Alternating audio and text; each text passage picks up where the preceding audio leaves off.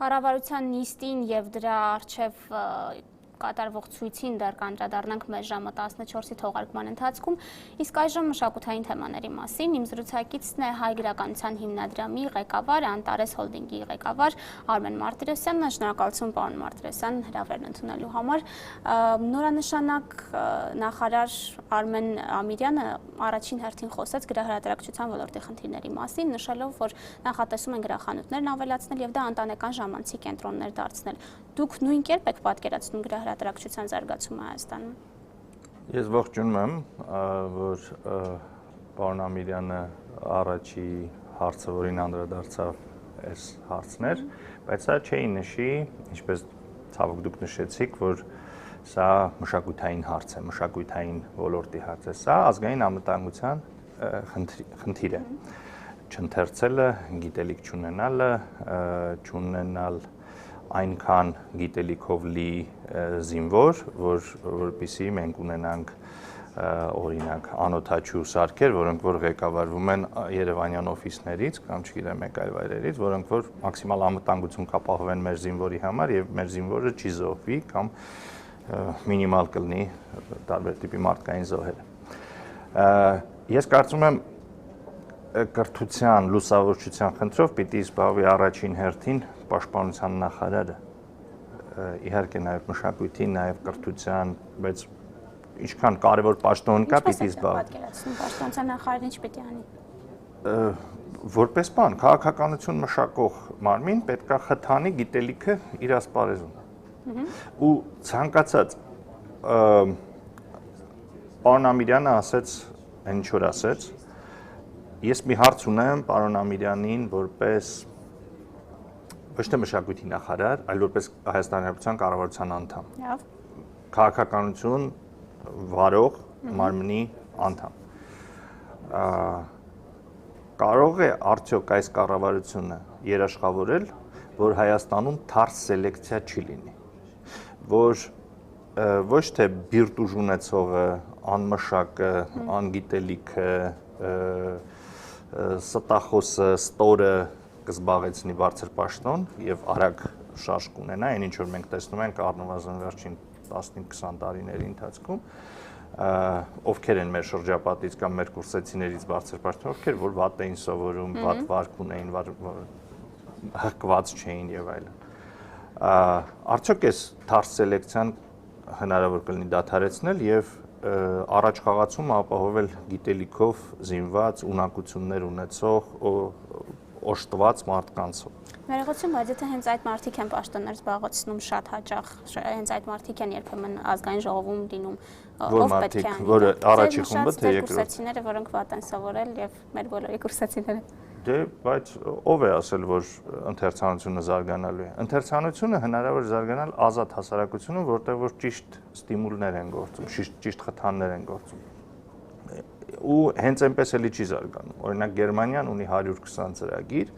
59 թվականից այդ 100 առաջ մի ծրագիր էր, հետո 2, հետո 10, հետո 20, հիմա ունի 120 ծրագիր եւ 120 ծրագրերի ֆինանսավորման միջոցով ներգրավելով տարբեր տիպի ուժեր կարողանում է ընթերցանության մակարդակը բարձր պահել եւ դա ունի արդյունք 86 թվականին Գերմանիան դարձավ ամենամեծ արտահանողը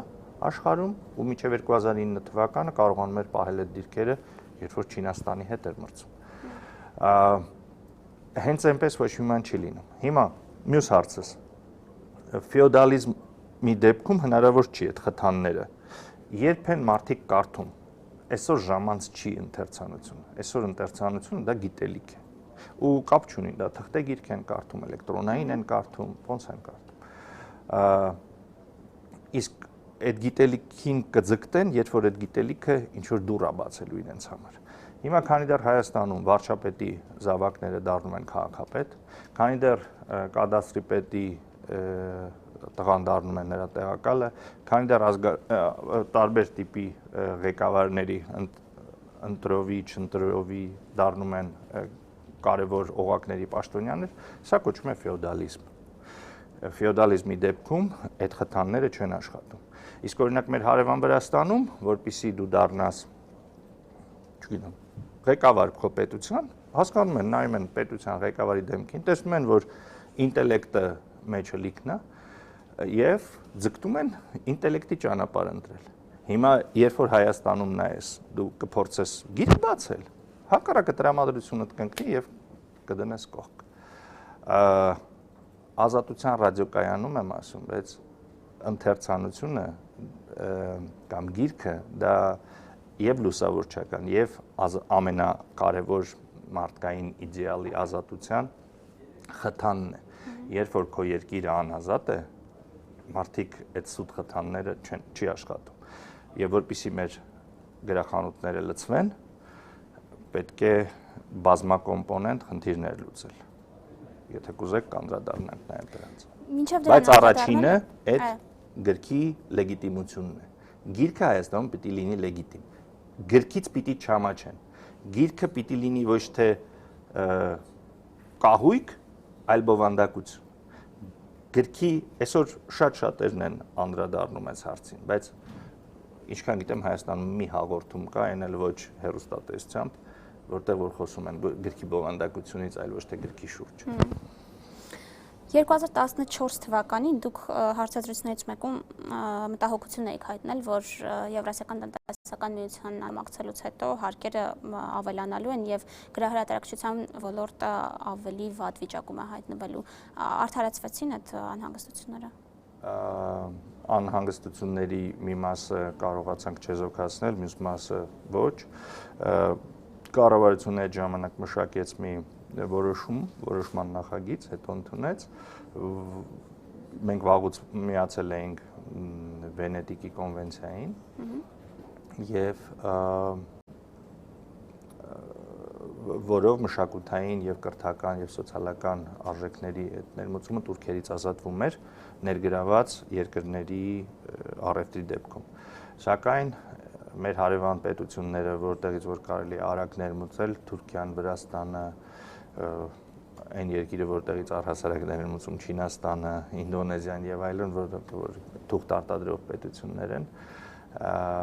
կամ թղթի մեծ պաշարներ ունեցող պետություններ են, չի գործում այդ համաձայնագիրը եւ ավելի թանկ ենք վճարում դրա համար։ Իսկ Ռուսաստանից միջև այդ համաձայնագիրը եւ համաձայնագրից հետո ոչ մի տուրքային խնդիր չի փոխվել, ոնց եղել էր 0, հենց էլ 0 մնացել է, այսինքն մեր մաքսային միություն մտնելը ոչ մի բան չի լավացրել։ Ու ես մաքսային միության ներկայացուցիչին, երբ որ Ամչամը Գերմանիայի դեսպանն Ատունը հանդիպում էր կազմակերպել, ուղիղ հարց տվեցի։ Դուք կասեք որևէ բան, որ ավելի լավ է դարձել, քան եղել է։ Նա ասաց, չեմ կարող ասել, որովհետև ես այդ ուղիղ հարցին ուղիղ պատասխանում եմ, ոչ մի բան չի լավացել։ Հիմա ինչն է վատացել, որ առաջ երբ որ սահմանները փակ էր եւ փաստորեն արտահանում ներմուծում էր իրականացնում, պետական բյուջեներ ինչ որ բաներ մտնում։ Եվ դու կարող էիր չինովնիկին այդ քո մուծելիքով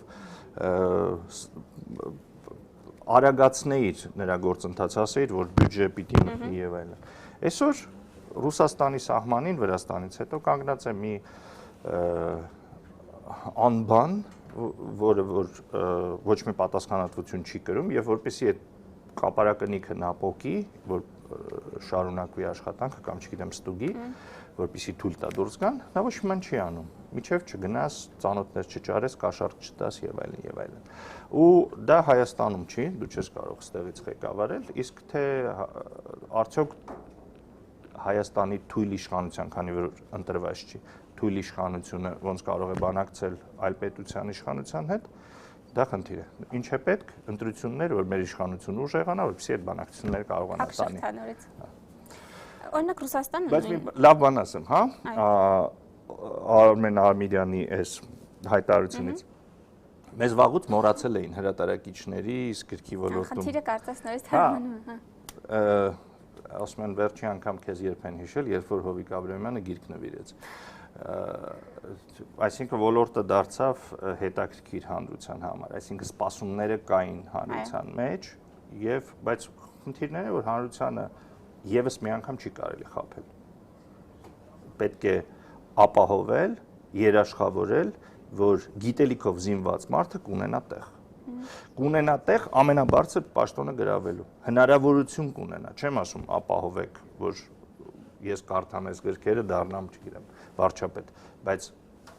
հավասար հնարավորություններ տվեք եւ ձեր ֆեոդալ երեխաներին դուրս բերեք կառավարման ոլորտից։ Ձեր նշած եւ իմ նշած Ռուսաստանում ավելացված արժեքի հարկից գրահրատարակիչները, եթե չեմ սխալվում, առաջին 10 տարում ազատվում են։ Երբևէ Հայաստանում արտոնություններ եղել են այս ոլորտում եւ ձեր պատկերացմամբ սա կխթանի իրավիճակը լավացնելուն։ Գիտեք, Հայաստանում երբ որ ասում են բարեփոխում, դու գիտես, որ սա մի վատ բան անելու են, չէ՞։ Հիմա նաեւ ազատված բառի հետ է կապված, ազատ բանտում են, հա, մենակ ազատությունից խոսում։ Ազատել ավելացված արժեքի հարկից դա դեռ չի նշանակում չվճարել այդ հարկը, որտեղ ավելացված արժեքի հարկը հաշվանցման խնդիր ունի։ Դա շատ հետաքրքիր խթան է եւ ճանապարհ է հարկեր հավաքելու, տնտեսություն աշխատացնելու եւ ավելացված արժեքը մեծացնելու, որպեսզի ոչ թե հարկի նպատակով, այլ դա ձեռնտու է նաև պետությանը։ Ի վերջո ավելացված արժեքի հարկը վճարում է վերջնական սպառողը։ Ու պետք չի մենք խաբենք որևէ մեկի։ Եվ Հայաստանում, երբ որ ազատում են ավելացված արժեքի հարկից, դա չի նշանակում, որ դու չես վճարում այդ ավելացված արժեքի հարկը, որովհետև հումքի մեջ եղած ավելացված արժեքի հարկը պետությունը թույլ չի տալիս հաշվանցես։ Այսինքն սուտ բառը այդ ազատելը զրոյական ավելացված արժեքի հարկը, որը գործում է դեսպանատների հետ աշխատանքի դեպքում, արտահանման դեպքում, շատ լավ բան է։ Այսինքն խնդրում եմ իշխանություն, կառավարություն ազատելուց մի խոսենք։ Խոսում եք զրոյացնելուց խոսեք, կոնկրետ տոկոսից խոսեք։ Բայց մեր խնդիրը երբեք չի եղել պետությանը նեղացնել կամ պահանջները միշտ էլ կլինի, որովհետև դու ես հարկատուն, դու ես տերը, պիտի ծառաները քո պահանջները կատարեն։ Եվ ավելացված արժեքի հարկի նվազեցումը 1% անգամ ցույց կտար, որ պետությունը ինչպես է վերաբերվում գրքի ոլորտին։ Նորից եմ ասում, գիրքը դա մշակույթ չի միայն, գիրքը դա կրթություն չի միայն, գիրքը գրքի բովանդակության մասին է խոսքը, դա լուսավորչություն է, եւ լուսավորչություն ունես լուսավոր մարդիկ, լուսավորչություն չունես լուսավոր մարդիկ։ Հիմա սա ազգային անվտանգության խնդիր է։ Ես օրինակ դասընթաց եմ կարդում եւ հիմնավորում եմ, որ անգրագիտության պատճառով եւ որոշ մշակութային ծեսեր, ավանդներ պահպանելով կանանց 25%-ը Հայաստանի բալիկ չի ունենում։ Սա հիմա ազգային անվտանգության խնդիր է, թե չէ։ Հիմա պատկերացրեք, որ մեր բանակի 25%-ը չլինի։ Իսկ 24 տարվա մեջ դա անում է արդեն 4 բանակ։ 4 բանակի զորք չի ծնվել, ոչ թե զոհվել, այլ չի ծնվել։ Հիմա բանի տեսանկյունից ի՞նչ տարբերություն, չի ծնվել։ Պատկերացրեք, մենք ունենայինք այդքան տղամարդ, այլ չասեմ եւս այդքան կին։ Ինչքան ավելի հզոր կլինեինք։ Բայց սա գալիս է անգրագիտությունից եւ այդ պահպանողական հիմար ծեսերի եւ այլնի մեջ, որը որ լուսավորչության բացակայությունից է ի վերջո։ Խնդրեմ, բերեցի ազգային անվտանգության խնդրի ու կարող եմ բազմաթիվ խնդիրներ բերել ազգային անվտանգության, սկսած զենքերի կառուցումից սկսած արդյունաբերության աշխատելուց, թե չաշխատելուց։ Այս ոլորտում գրահրատարակչի դերը որը պիտի լինի։ Ապահովել նախողովակ է գրահրատարակիչը։ Այդ հուրը տարածողն է։ Չէ՞ որ ասում են լույս ընծայել, այդ լույսը պահողն է։ Ուրիշ դեր երևի չունի հրատարակիչը։ Սրա մասին խոսողն է անընդհատ, չէ՞ որ եթե ու պարոն Ամիրյանի հետ ճիշտն ասած մի տարի էր անընդհատ պայմանավորվում էինք, որ հանդիպենք, մենք չգիտեինք, հա, որ պարոն Ամիրյան դառնալու է մշակույթի նախարար, բայց այդ մարդը հաստատ այն ժամանակ էլ մի տարվա ընթացքում անընդհատ մենք ուզում էինք հանդիպենք, որպեսզի խոսենք այս ոլորտի խնդիրներից, նա միշտ հետաքրքրվում էր, միջև այս պաշտոնից բերումով չի հետաքրքրվել։ Բայց Ես կարծում եմ, ինչպես մյուս նախարարների ձեռքերն են կապված եղել, այնպես էլ պարոն Ամիրյանն է կապված լինելու ու այդ կապը գտնվում է Բաղրամյան 26-ում, այդ բանալին շղթաների, քանի որ բացի այս ֆեոդալական եւ այլ խնդիրները կան շատ խնդիրներ, միշտ մեր իշխանությունը ֆինանսավորել է անտաղանդ գրողին, ինչի ես այդ բանաձևը տվել եմ, քանի որ անտաղանդ գրողը քանի որ չունի անելիք, նա սկսում է խոսել։ Իսկ ում վրա են խոսում։ Խոսում են ուժեղի վրա կամ հարց լուծողի վրա։ Հիմա այդ հարց լուծողը ինչ անի, որ ուղղորդի այդ խոսքը։ Նա սկսում է ֆինանսավորել անտաղանդի գիրքը կամ անտաղանդ նկարչի գիրքը կամ, չգիտեմ, մի ուրիշ բան, անտաղանդ երաժիշտի համերգը եւ ուղղորդում է ու այսօր մի հատ նայեք, բոլոր անտաղանդ գրողները փնովում են ընդդիմությանը։ Մի հատ նայեք, ով արեց դա։ Այս նախագահի մրցանակ ստացողները բոլորը դուք դրանց չի կարելի երբեք պետությունը մրցանակ տա։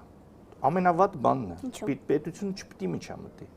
Ժողովուրդ, որ Էլթոն Ջոնը կամ Ազնավուրը ժողովրդական դերասան չեն, վատ են զգում դրանից։ Այսինքն ժողովրդական դերասան դա նշանակում է կամ չգիտեմ, ժողովրդական նկարիչ, դա նշանակում է, որ քո համերգներին դատարկ տեղ չկա։ Քո համերգների արժեքը բարձր է։ Բանը, գինը, տոմսի գինը բարձր է։ Էս է ժողովրդականությունը։ Երբեք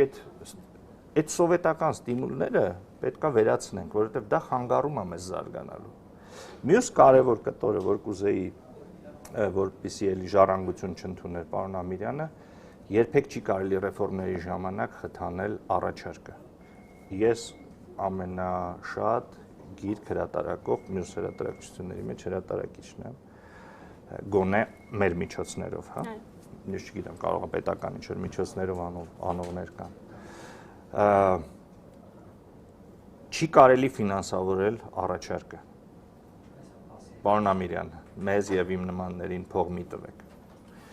Փող տվեք զարգացնելու ընթերցողական դաշտը։ Այդ 120 ծրագրեր մենք չենք կարող ունենալ, բայց 20 ծրագիր, 10 ծրագիր կարող ենք ունենալ։ Ֆինանսավորեք նման ծրագրեր։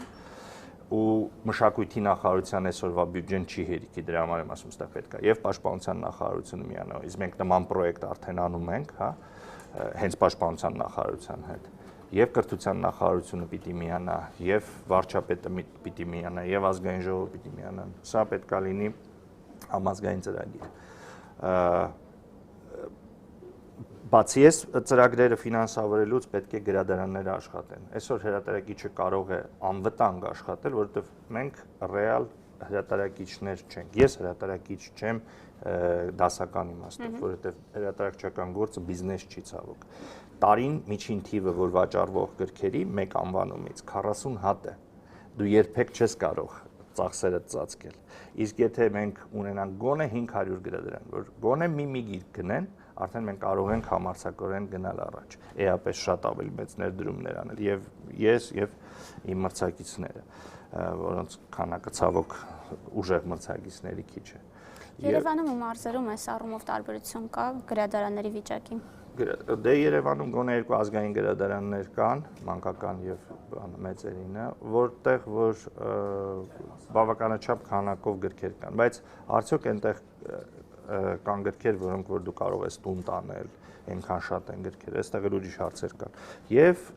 10 մարզային գրադարաններն են ֆինանսավորվում, տարին մոտ 1 միլիոն դրամի չափ, բայց դրանից կեսը մամուլի համար է, եւ այնտեղ կան ինչ-որ սահմանափակումներ, որ դու պիտի միջին գրքի արժեքը, չգիտեմ, 1500 դրամից ավել չլինի, որը որ կարծում եմ հիմար սահմանափակում է, որը որ ստիպում է գրադարանին վատ, չգիտեմ, 20 դրամանոց գրքեր առնել, որ միջին թիվը կանգնի են։ Բովանդակությանը անդրադառնալով, որպես գրահրատարակիչ, որպես ոլորտին ծանոթ եւ քաջատեղյակ մարդ, այսօր Հայաստանի ընթերցողը ինչ պահանջարկ ունի, որովհետեւ հաճախ այդպես մասնավոր զրույցներում մարդիկ ասում են այն ինչ մենք տեսնում ենք փողոցում, չենք տեսնում հետո գրքերում։ Այսինքն այն խնդիրները, որոնք մեզ անհանգստացնում են, թեկուզ ինչի համար մենք դուրս ենք գալիս ցույցի, ինչ պահանջներ որ մենք ունենք, հետո չենք տեսնում դա գրականության մեջ եւ այդ իսկ պատճառով հայ գրողները մեզ հետաքրքիր չեն։ Միգուցե գրականությունը պիտի առաջնորդի հասարակությանը, ու մենք նման երևույթներ ունենք գրականության մեջ։ Այն ինչի մասին, որ գրում էին 2000-ականներին կամ 90-ականների վերջում, հետո 2008-ին, 10-ին դրանք իրականացան ու ոչ թե գնահետևից, բայց իհարկե արժե համակարգի մասին արժի խոսել ու ես ընդունում եմ ձեր կշտամբանքը ու հենց այդպես եմ ընդունում, որ մեր շատ գրողներ ժամանակավրեպ են եւ շատ քիչ գրողներ են ժամանակակիցը մեր եւ գրում են մեզ հետաքրքրող, մեզ հուզող հարցերի մասին։ Եվ կարծում եմ ամենակարևոր խնդիրը այսօր Հայաստանի ուժեղ պետության ձևավորումն է, լեգիտիմ պետության ձևավորումն է, բայց մենք գոնե հայերենով չենք ստեղծել այդպիսի արժեքներ գրական, ինչպիսին է օրինակ Շեքսպիրի Համլետը, դա լեգիտիմության մասին վեպ է, Ֆոլկների Աբիսողոմը լեգիտիմության մասին վեպ է։ Եվ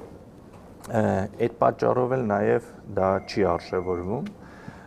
բայց սա ամենակարևոր հարցն է օրինակարգությունը Հայաստանում որպես գարանտ ուժեղ պետության։ Վերադառնալով մեր զրույցի առաջին մասին, երբ գրախանութներից նաև խոսեցինք, ինչպես լցնել գրախանութները լավ գրքերով, բայց դրան զուգահեռ Երևանում փակվում են գրախանութներ, Անի գրատունը տարիներ առաջ փակվեց, մի քանի շաբաթ առաջ Նոյան Տապանն է տեղափոխվել եւ դեռ հայտնի չէ կշարունակի գործել թե ոչ, այս պայմաններում արդյոք առաջնահերթ չի դառնում գրախանութներ գոնե ֆիզիկապես ունենալը հետո նոր լավ գրական Երբ որ ինձ այս հարցերը տալիս են, միշտ կողքից առաջարկում, միգուցե ֆինանսավորենք, միգուցե օգնենք։ Պետությունը չպիտի փող ծախսի տենց բաների վրա։ Մենք ունենք ծանր տեղեր, Ղարաբաղի հարց, չգիտեմ, զարգացում տնտեսական եւ այլն։ Եվ պիտի մենք խնայենք մեր պետության միջոցները։ Դրա համար կան ձևեր։ Երբ որ դու սեփականաշնորհում ես կամ չգիտեմ վաճառում ես ինչ-որ շենք կենտրոնում, կամ տալիս ես հողատարածք կամ հյուսային եւ գլխավոր պողոտայի բնակիչներին հանում ես շպրտում իրենց բնակարաններից եւ այդտեղ շենքեր ես կառուցում, այդ շենքեր կառուցողներին, եթե հենց այդ պահին ասես, որ պիտի քո տարածքի 6%-ը, չգիտեմ, կամ 21%-ը քո առաջի հարկի լինի լուսավորչական հիմնարկ, դա կլինի, չգիտեմ, դպրոց, մասնավոր կարող է գիտար են սովորեցնում, դա կլինի զարգացման կենտրոն, թե դա կլինի գրադարան, թե դա կլինի գրախանութ, դա կարելի է ընտրության հարց տալ կամ նույնպես ուղղորդել, բայց պետություն դու ամենամեծ հնարավորությունը ունես այդ իրավունք տալը, շինարարական լիցենզիա է կոչվում կամ չգիտեմ ինչ, կամ այդ տարածքը տալը, հետը պայման դիր։ Դու վերցրեցիր Երևանի կենտրոնը, չգիտեմ, ավիրեցիր կամ վերակառուցեցիր, ինչ որ արեցիր, բայց ոչ մի շինարարի չստիպեցիր, որ կամ տիրոջ այդ շենքերի չստիպեցիր, որ նրա առաջի հարկում գործի գրախանութ կամ գրադարան։ Եթե դու դնեիր այդ պայմանը, նրանք կանեին, չէ՞, ու դա մի կոպեկ մեր պետությունից չէր տանի։ Խնդրեմ, կան ձևեր, որ կարելի է դա խթանել։ Կամ եթե սեփականաշնորհում ես ինչ-որ մշակույթի վայրեր, դու պիտի էլի ասես, որ այս մշակույթի վայրը ինձ պետք է, եւ օրինակ ընդհանրենք օպերա ենք սեփականաշնորհում, ու չենք անում, որ հայաստանցիներ կամ ռուսաստանցիներ գնան։ Ասում ենք միջազգային տենդեր է, ու ուզում ենք, որ այդ տենդերին մասնակցեն Լա Սկալան, Վենայի օպերան եւ այլն, չգիտեմ, Նյու Յորքի եւ այլն։ Ասում ենք ում ենք տեսնում եւ ասում ենք դուք էլ բանակցության ընթացքում ասեք ինչ պայմաններ պիտի լինի մրցույթում եւ մենք պատրաստ ենք այս օպերան տալ, բայց մենք խնդիր ունենք, որ տարին, չգիտեմ, 4 հատ հայկական օպերա նոր դրվի, չգիտեմ, այսքան բալետ, այսքան էս ինչ եւ լինեն աշխարհի օպերաների այդ պաստանովկաներ հայաստանյան բեմում։ Խնդրեմ, դու քո հարցը լուծեցիր, քո սպառողի հարցը լուծեցիր, ու դա մասնավորի հետ ես անում, որը որ շատ ավելի լավ կկառավարի։ Հատկապես երբ որ դու գիտես, որ դու դիմում ես Siemens-ին, ոչ թե UKЖD-ին։ Հիմա նոր էլի ասացիք, ձեր հարցազրույցներից մեկում էլ ասել եք, որ գրահրատարակչությունը Հայաստանում բիզնես չի եւ դուք երազում եք, որ դա բիզնես, դա նորմալ չի, որ Հայաստանում աննորմալ է, իհարկե։ Եվ ձեր կարծիքով կդառնա վերջապես։ Հրատարակիչ եմ եւ մենակ Հայաստանում է, որ բիզնես չի։